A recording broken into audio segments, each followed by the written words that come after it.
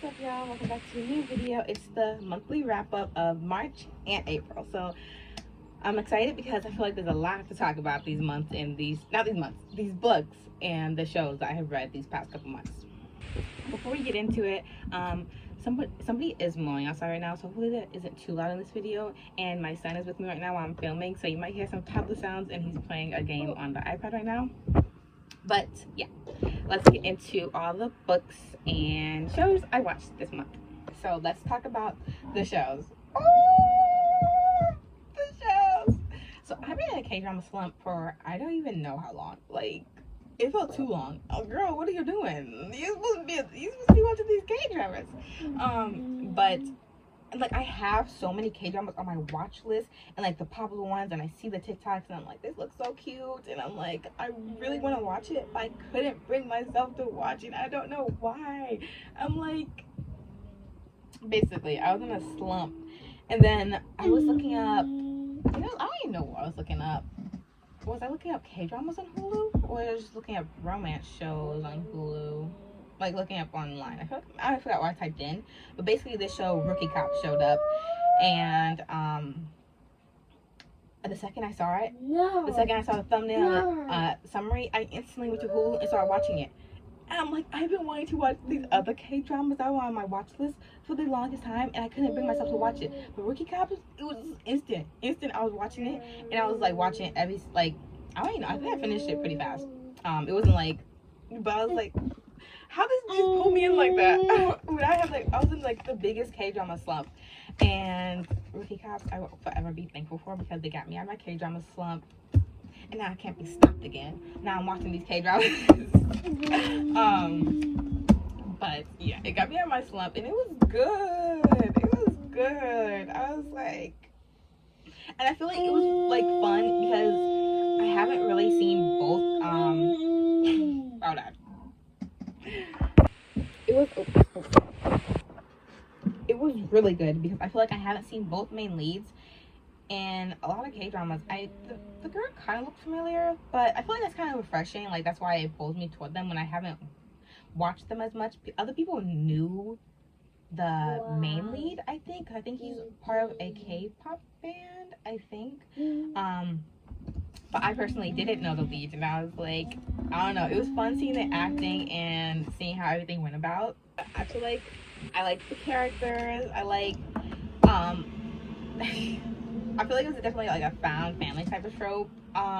The one main lead and like the friendship he bonds with this one guy and like the rookie cops, like the cops, it was so sweet seeing their moments. It's not really a spoiler, but if you watch the show or you're gonna watch it, it's like the one scene where like they're on a basketball court and they're playing basketball and they're talking about like their crushes, and then they start calling out the crush's name and they try to stop each other and chase after each other and like grab each other. It was so freaking cute and sweet and heartwarming. I was like, that's the cutest scene ever. So I really, really liked the bond that the main guy lead had with his friend. So I just thought that was cute. But this drama, I was happy. I was going through it with the laughs. I was like, this is so funny. This one guy was so funny. And I was like, I'm loving all these characters. I love all of them. And then episode 13, with like 3 episodes left, the girl, it starts off with, if only I didn't know that one of us was not going to graduate. Goodbye, because why? Why are you doing this to me? Why? Why does it have to happen? Like, I was literally laughing, and then it was like that. I was like, I didn't sign up for this. I didn't sign up to cry about this drama. And cry I did. Because I was like, I love all the characters, and there was like 3 favorites, and then there was side characters, but one of like my favorite, like, I feel like there was I had favorite side characters, and I don't want to say, like, I felt bad saying this, but I'm like, okay, please don't let me my favorite characters that are like dying. And I'm like, but I knew it was gonna happen to one of my favorite characters that I really, really love, because I had like all the main people, like even the side characters were my favorite, and there was 2 side characters that I want extremely my favorite. They were fine, but I don't like my favorite. But they didn't give them like as much screen time as these other people, so I knew they weren't gonna kill them off. Like I'm like, please, not my people. But like also I don't want them to die. But like, you know, but it's like I knew it was gonna be some of my favorite characters, because like the two side characters, they didn't give enough screen time to like feel like the emotional tug, I feel like. And I don't know, I feel like it was like I said, I loved the drama, but the way they had the like one character to die off, I feel like was hard. Like it was rough. I feel like it wasn't fair to that character. I didn't like the way it went about. It was sad. Like I know they wanted to be sad, but it was like, no, like please. I was like, please let them find this character. Let it be okay. Like, can they just be like a major injury and they have to be like, they're scared, it's a life-threatening injury, they're scared that they might lose them, so they go to the hospital, it's fine. Well, they find them. Like, can it be like that? Do you have to kill off the character? Oh, I can't do it. I can't do it. I can't do characters' death. It was so sad. Like, I feel like it wasn't needed necessarily. I really didn't feel like it was needed. Like, because they were going after this like bad group and this bad guy, and they're like, at the end they're like, this is for this character, we're doing this to get justice for the. I'm like, you guys were already doing this, you know, you guys were already doing this, so you guys didn't need to get off this character because they were already going after the bad group. But I don't know, I didn't want the character to die, but I will forever be thankful to it, because I feel like it'll be a special place in my heart, because I dropped something. I feel like it'll forever be a special place in my heart, because it got me out of my slump like crazy. Like, I don't really know what's going on, but I did like it. I'm gonna give it like 8.5 out of 10, just because the character's death hit me hard. I was like, oh my gosh, maybe 9 out of 10, but yeah. And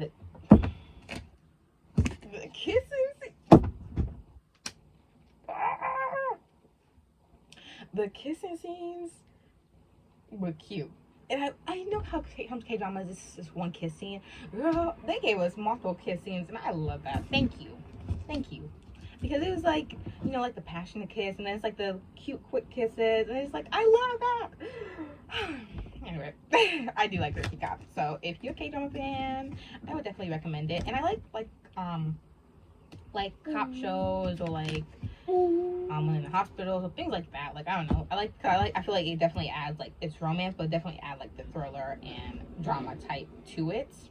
But yeah, I did wish that they had like I said, I like when the guy wants to rescue the girl. I feel like they could have emphasized on that a little bit more, but I liked it, and I'm happy about it. Also, to add on to Rookie Cops, the one side character was from Crash Landing on You, and it was just fun to see him in another drama, because I love Crash Landing on You, and I like his character in that too. So it's definitely fun seeing him like cast in other things, because Crash Landing on You got huge, so I think he got casted in a few other things, but it was fun seeing him like have his little romance to the side too. So I liked seeing his character in Rookie Cops. The next one is The Artful Dodger.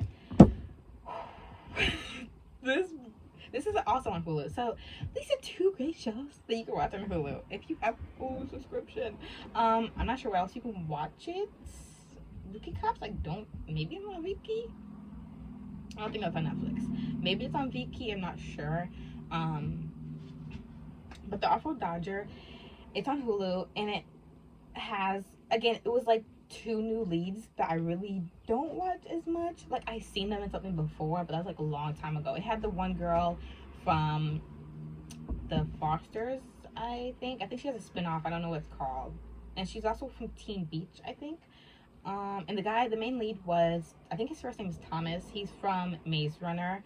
But like I said, they want like main actors, like I always usually see in shows.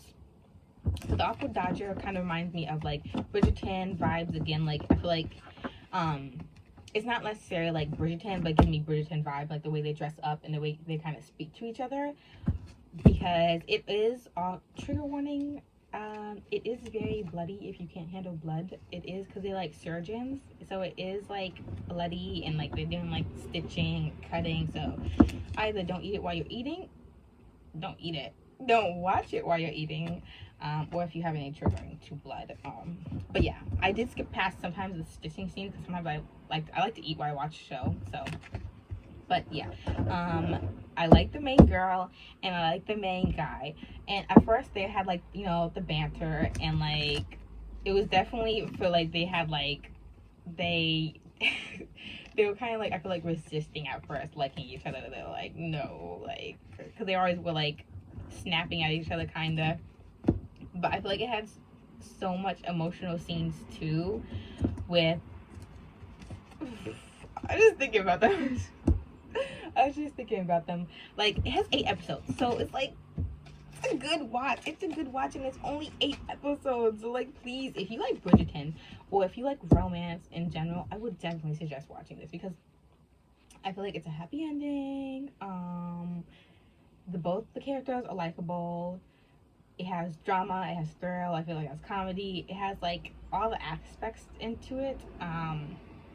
But I feel like episode 8 was the best episode in my opinion.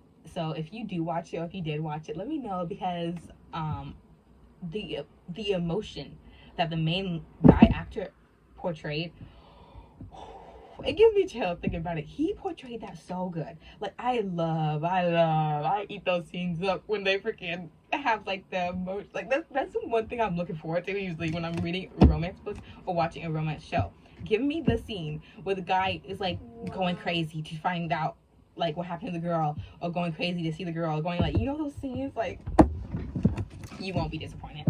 You will not be disappointed. It's episode 8. I mean, all the episodes are good, but episode 8, like the final episode, it was like so, they did that so good. They acted it, they filmed it so amazingly. Like, woo! It was good. It was good. But yeah, Rookie Cops and the Afro Dodger, I would give the Afro Dodger 9 out of 10. It also had Remus Lupin from Harry Potter. At first I didn't recognize him because his character looks like a complete 360 kind of from how he looks in Harry Potter. But then I was like, oh, that is him. So it was fun seeing him in another drama that wasn't like, I feel like I don't know if I've ever seen him in anything besides Harry Potter. I mean, he was in a lot of Harry Potters, but yeah, it was I definitely recommend watching Rookie Cops if you're into K-dramas, or if you want to give K-dramas a try. And then also the Afro Dodger. For sure watch the Afro Dodger, because it's only 8 episodes and it definitely gives Bridgerton vibes. Well, even if you don't like that type, I just feel like, I don't know, I feel like definitely deserves hype. So yeah, if you do watch it, let me know, because I love to hear about how you like it. To start off with, this is a 4 out of 5. It is Charming the Recluse. I think that I'm pronouncing that right. I'll put like a picture of it, how it is. Yes, baby. Okay, I'll help you. Okay. I will put a picture of how it is, like how it looks right here. It is on Kindle Unlimited. And I give it 4 out of 5. I feel like in this video I'm gonna lose my train of thought a lot. But yeah, Charming the Recluse it gives me like the Pride and Prejudice and also the Bridgerton vibes. Like, I love those type of settings, like when like in the olden age. I don't know like the actual like genre that is, but that type of genre, like those settings, I love. I liked the main girl, I liked the main guy. It was not really enemies to lover necessarily, but they didn't like start off liking each other. It was kind of like they had like a little banter, and also let's see how many cuts this video has.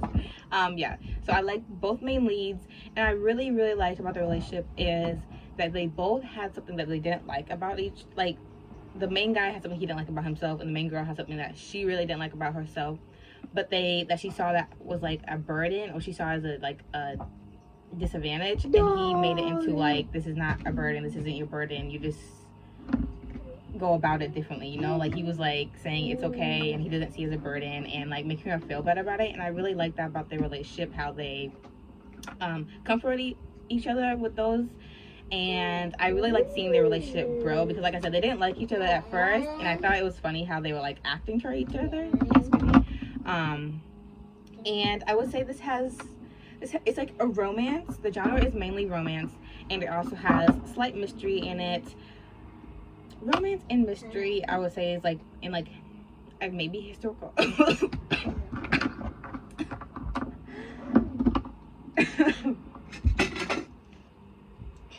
This video is not going out, I find, but that's okay. It has like a bit historical stuff in it too. I'm not sure if it's like true historical or just like something the author made up. This is the summary for Charming the Recluse. When is a shell more than a shell? When it's offered out of love. Aaron Bevan was never fond of society, but after the tragic death of his sister, he withdrew from all society, becoming a virtual recluse, vowing to stay cooped up in his family's castle for the rest of his life. If only his mother was so accommodating. As the mourning period comes to an end, his mother invites her dearest friend to the castle without his knowledge or permission. Little does Aaron know the upheaval that will come along in the form of the friend's daughter. She's irreverent and completely disrespectful of his societal norm. Yes, baby. Mommy will paint with you in a second. Even though Marjorie Fitzroy, I don't know how to pronounce these names. I just be like, I think the girl has a nickname in it. That's why it was easy to pronounce. Even though Marjorie Fitzroy descends from nobility, it doesn't mean she has enjoyed the benefits. And their return to society changed things very little. But then an invitation comes to visit a friend of her mother's, and it seems as though the situation might be changing. But her hopes and excitement are quickly dispelled. The castle is nothing like those she read about in her favorite Gothic novels, except perhaps for the grumpy Marquess that resides within. He does nothing but brood and scowl at everything she says and does. Indeed, she finds little to like about him, but plenty of difficulty in avoiding him. When Aaron discovers his sister's death may not have been an accident, he enlists Margie's help. Together with several unexpected occupants of the castle, they set out to find the person responsible. He soon discovers that the wall he has built around his heart may not be as strong as he believed, while she tries to build a wall around her heart before the hurt she knows is coming can get through. But when their walls are left in crumbles, will their hearts be also? Woo, that took some getting through. It is a happy ending. I feel like I gotta like disclaim that because I don't like sad endings, but it is a happy ending. So yeah, I would recommend that book. It's on Kindle Unlimited, and then I put a picture of how it looks so you can find it easier, because there's a lot of books that look the same, that are in the same group by a whole bunch of different authors. I think they did it together, but yeah, I'll put it right here, and I would recommend this book. 4 out of 5, or maybe 4 out of 5. 4.5 out of 5 stars for me.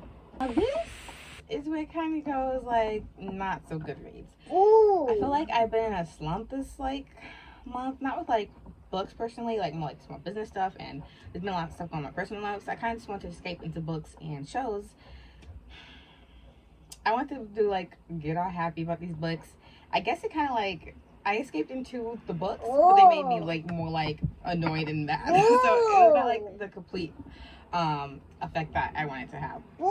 It is blue. Good job. Yeah. Okay, so the next book that I read, I think I read it. This is for March and April. I read this in April. It was Broken Protector.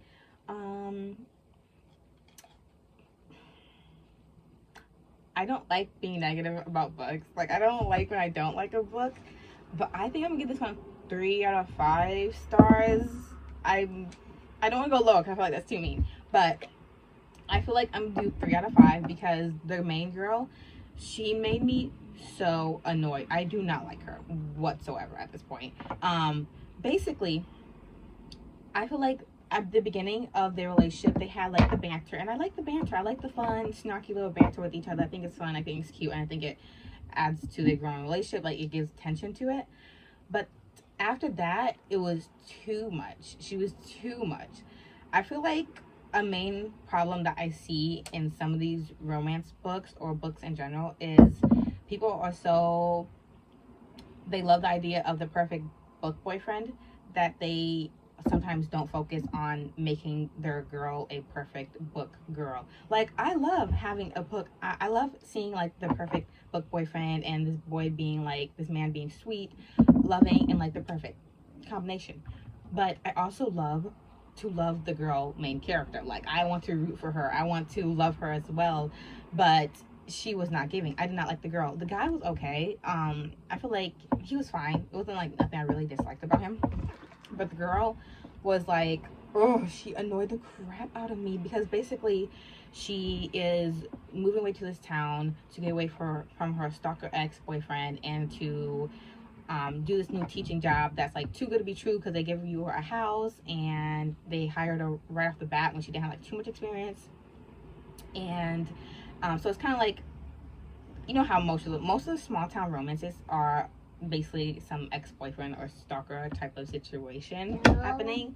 And the main guy was a police officer, and he was like telling the girl, I don't trust this guy coming hanging around you because she already had the stalker ex-boyfriend. And she was like, well, it could just be him following me here, but there was also another guy into the story that lived in the small town that she moved to, and he was like basically a suspect to the police officer.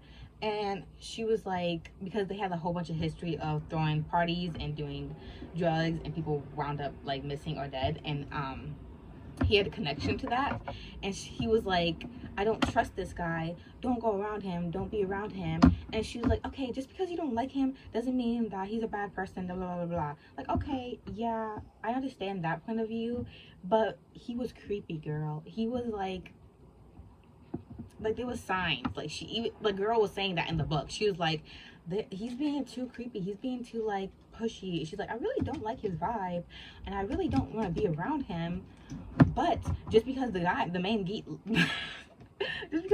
lead was saying not to be around him, she was like, okay, now I'm gonna be around him. I'm like, oh, that's so annoying. You're just putting yourself into danger just because you want to be like rebelling. Like, and then she was like, it got to like the middle of the end of the book, and she literally said this to her about herself in the book. She was like, I really shouldn't go because he told her not to go to this party. And okay, slight spoilers, because I cannot like not do some spoilers about this book because she made me so mad. When I got to a point of views, I was skimming, I was flipping through. I was like, I don't even want to hear what you got to say because you just made me so mad and annoyed. Like, you already know what was happening and you still she made me so mad.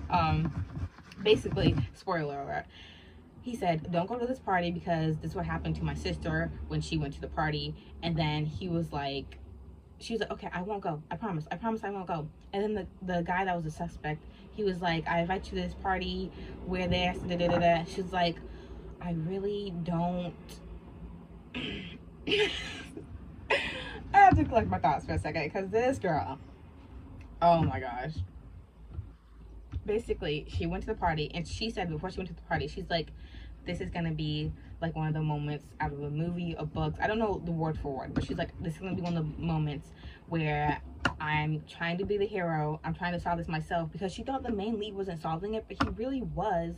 And she was like, she got all mad. I feel like it was these petty arguments, and she was supposed to be like this character who had walls up, to a certain point that's okay, but when she's acting this dumb and being this annoying, that's not okay. Like, she was like, he's not solving it, so I'm gonna solve this. But even though I know I might be the heroine who goes into this and makes a big mistake and ends up in danger, she said that she knew that this was a huge mistake and she knew it was dangerous. And it's like, at that point, how can I defend you? How can I like that character when I'll open it for you? Let me see. How can I be like, you know you're going into danger. Like, I love a whole like damsel in a distress situation where the guy saves the girl. I love that. I love reading those moments, but not when the girl gets put in a situation that she purposely put herself in. Like, she walked into the danger basically when she didn't have to. Like, that's when it's like, how can I be like, oh my gosh, he's saving you, oh my gosh, when you literally knew what was happening? Like, I'm just mad at you at that point. It's not even like all those heroic moments. But basically, yeah, she got me mad and annoyed. After that, I was done. I was like, I just finished the book just to finish it because I was almost done. But I feel like it's too focused on, sometimes authors focus too much on making the perfect traits for the main lead, that they don't, like the main guy lead, or but they don't focus on the main female lead as much. Like, they make her like the same, I feel like sometimes it's the same copy and paste. She's snarky, she has walls up, and it's the same banter, and then like I don't know, that's just how I feel about some books. Like, they make the main guy perfect traits, and then the main girl, like, he's a green flag, she's a red flag. Like, I want both to be green flags, you know what I'm saying? Go ahead, turn it on. But yeah, this, I would not recommend that book personally. That was also on Kindle Unlimited, if you did want to read it. I mean, that was my personal opinion, but yeah. Also, just to note, if I ever like criticize a book or say I don't like a book and then you love the book and then, or I loved the book and like someone else didn't love the book, like it's okay to have like different opinions on some books. I just don't want people to be like, you know, super like crazy about it. Because everyone's taste is different. And this book, it has like 1, 2, 3, 4, 5, 5.5 stars. Like people must have loved this book. And I've seen some people on TikTok loving it. But not me, girl. Nope. I did not like this book. This is the summary for it though. Starting over isn't easy when an unexpected hero crashes her plans in this steamy and gripping new small town enemies to lovers romance. My fresh start turned into a dumpster fire. Awesome new job, small town heaven, friendly faces. Then I strolled into my new home and found the unspeakable. Just when I'm sure it can't get worse, I'm rescued by a man who makes me see red for miles. Enter Lucas Graves, a bossy grump with a badge who's sworn to keep me safe. He rocks the scary hot vibe. He reads too much, and he never misses a chance to give me crap for being a nerdy little cactus who mouths back. Not the type of man I go for my right man. Definitely not the type I should keep trading bruising kisses with. Red Haven, North Carolina has driven me insane. Why else does my heart race when Lucas gets jealous and overprotective? How could I ever think he'll share more than another reckless night? He guards his own battered heart as fiercely as he watches over me. It can't get more complicated. Oh, but then it does. There's a razor-thin line between heartbreak and hope with a broken protector. He's so wrong for me I could scream, but I'm not losing sleep over the very real danger I'm in. I'm terrified that Lucas' grave might be the best thing that's ever happened if he let us happen at all. The reason I picked up this book because I like small towns, I like enemies and lovers, but yeah. Also, the guy I feel like he hid the secret for too long. I feel like that's like some type of miscommunication. I don't like why are you hiding that secret for so long when it's about her life at stake? Like, okay, something did annoy about him because he hid the secret about something happening with how he knew about why they were so suspect, you know. But I feel like that came to light before she went into danger herself. So yeah, done talking about that book. Anyway, the next book is also, all these are Kindle Unlimited, besides 2, which I'll tell you about the audiobooks. And this one is A Bond of Thread, a phased romance. Now, I feel like I am on and off about how I feel about how I want to rate this book necessarily, but I think I am going to give it a 3.8 out of 5 stars. I don't know, like I said, I feel like maybe it's close to 4. I feel like there was just a few things I didn't like about it, so I would say maybe 3.9 out of 5 stars. Would I recommend this book? Yes, I would though, because I did like it. There was just a few things that I personally could have went without a little bit less about, but it was a phase romance. Usually phase romances are spicy, so I do keep that in mind because sometimes I don't like instant spice, but when I'm reading a phase romance, I do know spice usually comes with it. But I have to say that it really wasn't as spicy as other phase books I have read. Like, his mind instantly wasn't like thinking like lust thoughts, like nor was hers. I feel like there was spice at the end, but like near the end of the book, I do like spice. I do like how they met. I feel like it was definitely enemies to lovers. Like, they did not like each other at all, or like hated each other. I mean, it wasn't like super long enemies to lovers, but I feel like it kind of goes in that category. So I do like their banter and the tension, and like they dislike each other, and then they kind of like see throughout like chapters like, oh, she's not that bad. You see like this is a good thing about her, she's helping these people, and she's like same thing about her. So I do like both main leads, the main girl and the main guy. I liked. Trigger warning, I don't know if this book said anything about trigger warning. The guy did go through like sexual trauma. Basically he was like the queen's guard, and this isn't really a spoiler because it's instantly right in the book. He says at the beginning. Basically she just forced him to do things against his will. So there was mentions of SA in this book, and he quite often, I feel like it. Yes, honey. You want that new game? Okay, hold on. I feel like it definitely throughout the whole book it mentions it. So it's not just like a few chapters. It throughout the whole book it's a constant thing on the guy's mind. He has to overcome it. because he meets this new girl and he has to remind himself that she's not this other queen who did this to him, and she's not treating him this way. And it's basically him overcoming that and learning how to trust and open himself up to her again. So if that is triggering to you, don't read the book, please, because it is mentioned throughout the whole book, basically throughout his whole point of view. It is dual point of view, by the way, which I do like dual point of view. But yeah, that's basically all I have to say about that book.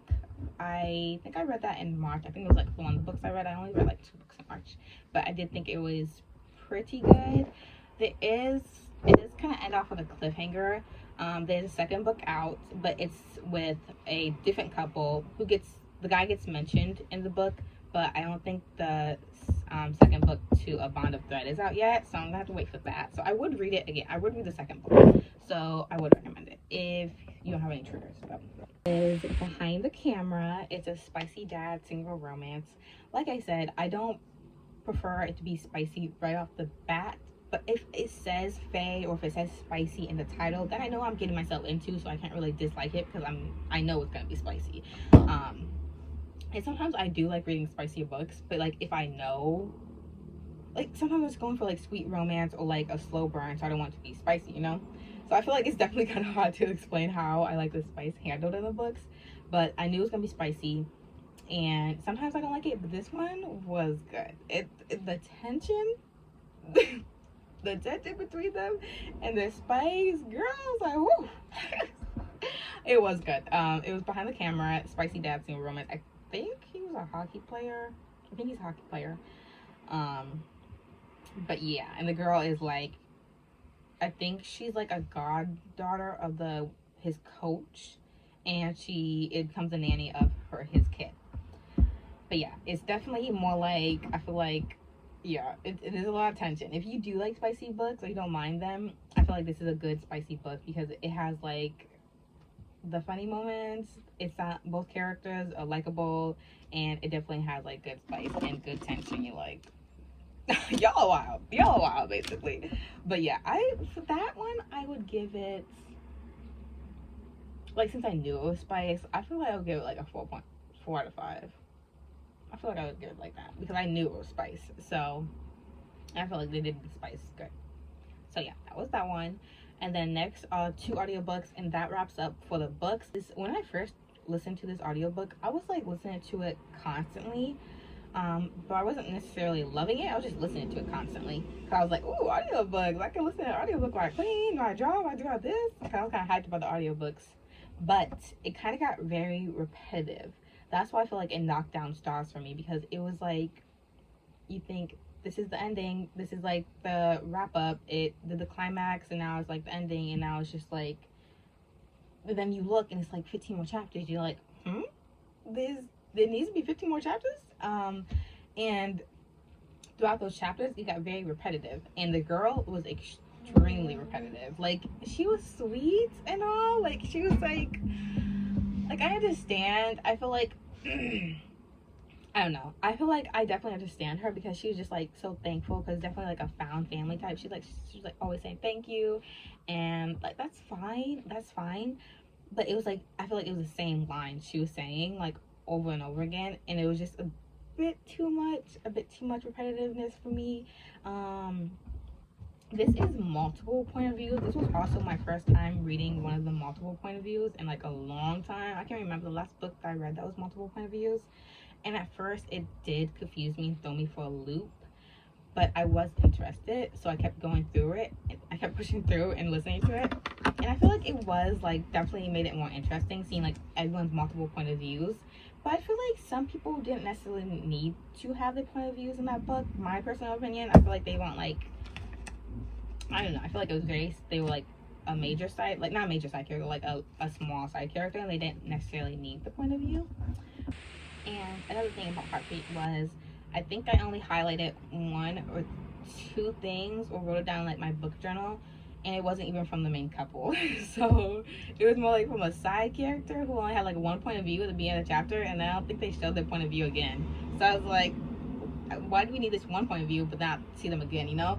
But it was one thing I highlighted was from like a different couple that was like only had 1 point of view for 1 chapter. So I would give that a 3 out of 5 stars just because it kind of got too repetitive for me, and I feel like it was kind of dragging along at that point, and I just kind of want to finish it because I bless you, because I got this far already, so I just want to finish it. You know, I don't like the feeling of like, oh, I just want to get this over with type of thing for a book. Like, oh, I'm just finishing it just to finish it, you know? So that's why it's 3 out of 5 for me. Would I recommend this book? I don't know. I would say, I mean, it's on audiobook. If you have like a Spotify trial, and you're not listening to audiobooks because you get like a certain amount of time to listen to audiobook, then I'm like, sure, you can listen to it and see how you like it, because you might like it.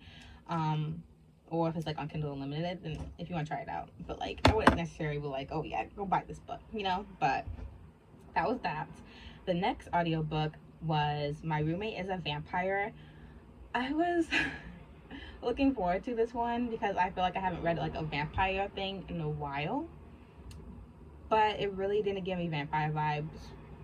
Did not at all, really. Like, I feel like the only thing about him that was like vampire vibes was his like historical furniture, like the vampire furniture, and also like he had the packets of blood in his fridge.